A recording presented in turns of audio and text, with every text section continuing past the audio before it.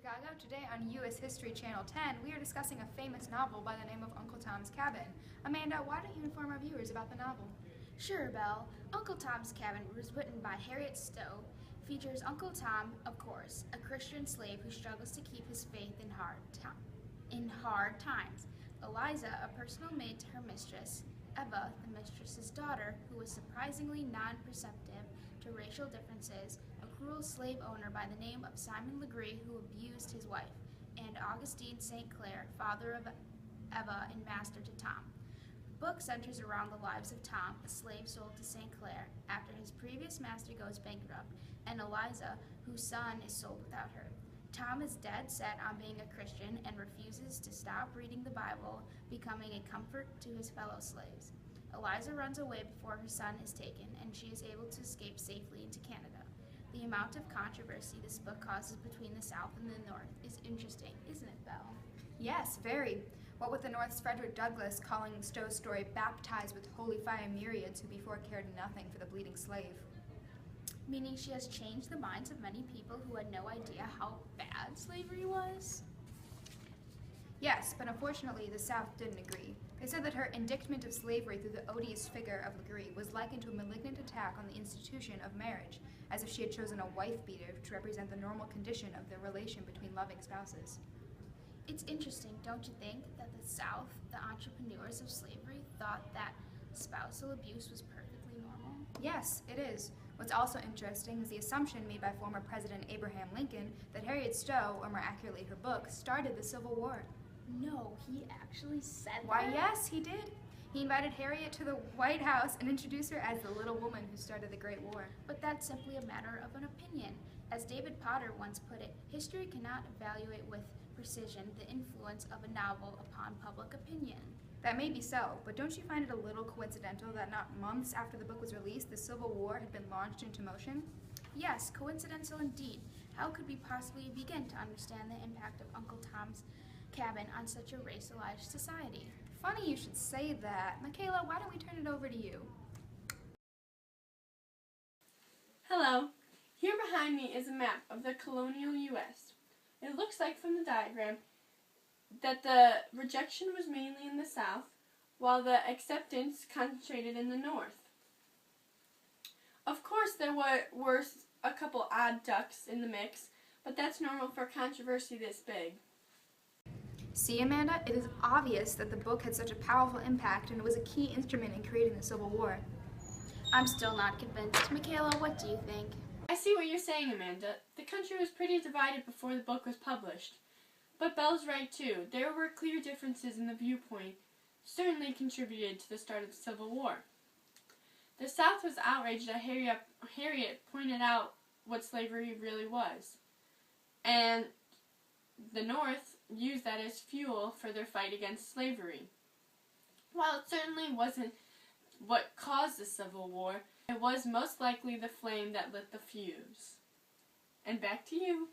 With that to think about, we're going to take a brief commercial break. Stay tuned for more with Uncle Tom's Cabin.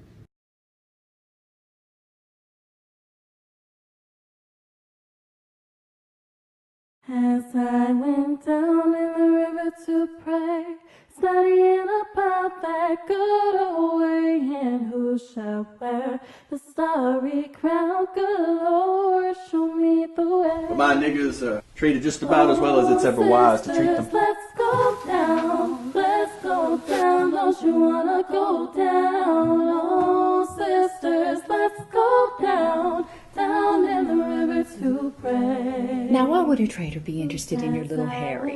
Down in the river to pray, studying about that good old way, and who shall wear the robe and crown? Master said I was feeding him at his expense. Table scraps. Ordered me to throw the puppy in the pond. She likes to play with flowers. Stop it! I don't want to hear the story. Don't be decent when white folks come to visit. Down in the river to pray.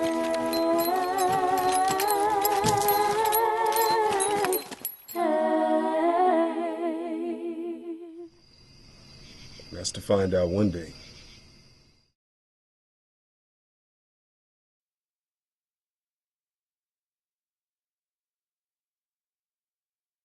Chicago. I hope you enjoyed the movie preview for Uncle Tom's Cabin. I'd like to welcome back Michaela as our additional anchor. Michaela, what is your opinion of Uncle Tom's Cabin? I find the novel to be a true example of slavery. It really pulls at my heartstrings. A sympathetic ear is always essential, but what do you mean a true example of slavery? Well, instead of glorifying its like most pop culture today, it provides a down-to-earth example of the trials that a slave would have gone through. Well, how would we know what slavery was honestly like? Not to contradict you, but unless you're saying you were a slave and you're really over 100 years old, how can you know for sure? You're right. I suppose the only way to know that we can know the truth is if we talk to the author. I guess so. What a shame. Oh, hold on. Amanda's calling me. Amanda, you're on the air. Guess who's with me right now? It's Harriet Stowe. Amanda, that's not possible. Harriet Stowe is already dead. She's with me right now. Let's see for ourselves.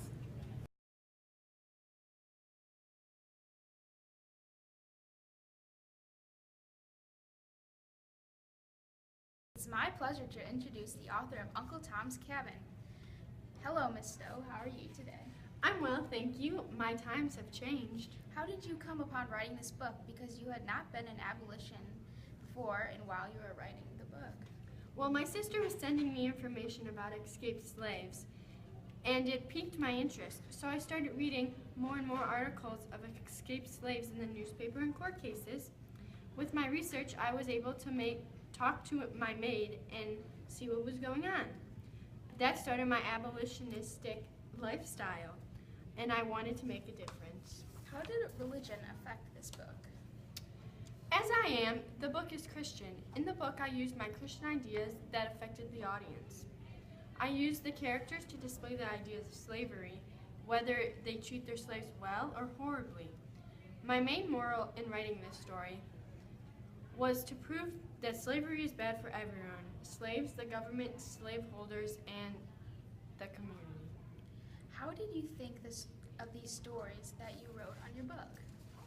Well, I wanted to make a difference in writing this book, so the stories that I came up with were based on previous research and true stories that I've read, such as Eliza's story of her journey across the river, although many characters were based on real people. How did Eva affect Tom's life? Eva was the white daughter of Tom, so Eva played a big role in Tom's life.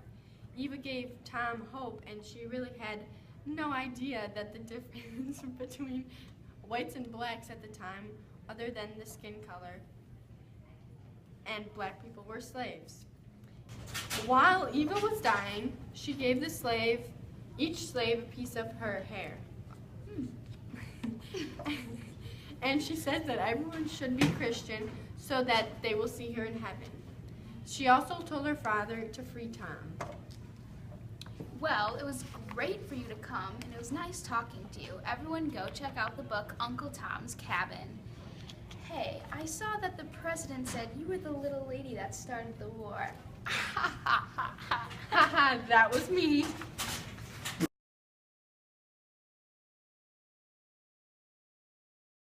There you have it, folks. But what do you think? Did the creations of Uncle Tom's Cabin really cause the Civil War? I don't know, Amanda. While there is a lot of evidence, partially opposing beliefs of the North and the South, that support the books starting at the Civil War, it seems a little ridiculous that the little novel could have such a big impact. On the contrary, people don't need that much to get mad at each other. The fact that this book made such a large impact is not really surprising. I suppose you're right, but I think I need to see it over to believe it.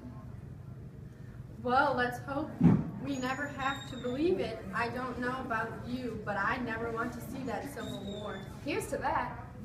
Well, this has been Belle, Michaela, and Amanda for Good Morning Chicago. See you later. Well, there is a lot of evidence, partially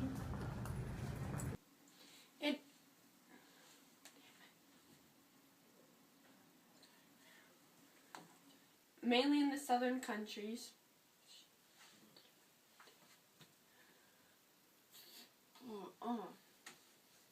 The description.